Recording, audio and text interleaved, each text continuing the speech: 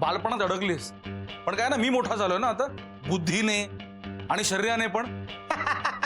शरीर हा?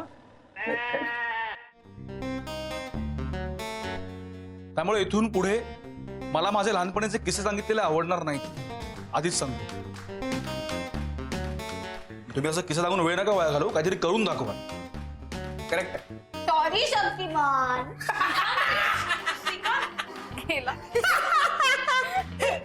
तुझा जा जाऊन समजव ना त्याला.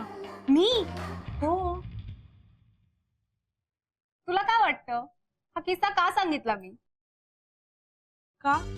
श्रीकांतने इकडनं कल्टी मारावी म्हणून. तुला जायचं असेल तर तू जात त्याच्या पाठी.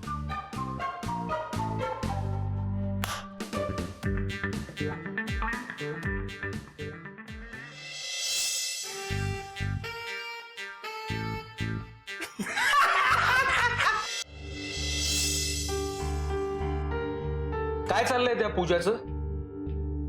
आम्हाला कसं कळणार? तू होतस ना तिच्या बरोबर पार्टीमध्ये. काय झालंय? काय एवढं चिडलेस तू? ते तुझ्या लाडक्या पूजाला विचार. ती समजते कोण स्वतःला? सतत माझे किस्से सांगून सर्वांसमोर माझा अपमान करत असते. ती तुझा अपमान का करेल? कशासाठी? आई मी खोटं बोलतोय का? हवं तर आकांक्षाला विचार ना, ती तरी खोटं बोलणार नाही. आकांक्षा तू सांग ना आईला. श्रीकांत, तू उगाच गैरसमज करून घेतोयस, कारण तू येण्याआधीच सगळे मस्ती करत होते, एकमेकांचे एम्बॅरेसिंग किस्से सांगत होते. आकांक्षा तू तरी तिची बाजू घेऊ नकोस का? तू पण त्यांच्यामध्ये मिसळलीस. असं काहीही नाहीये श्रीकांत. तसं नसेल तरच चांगलंय, नाहीतर मला तुझ्याविषयीचं पण माझं मत बदलावं लागेल.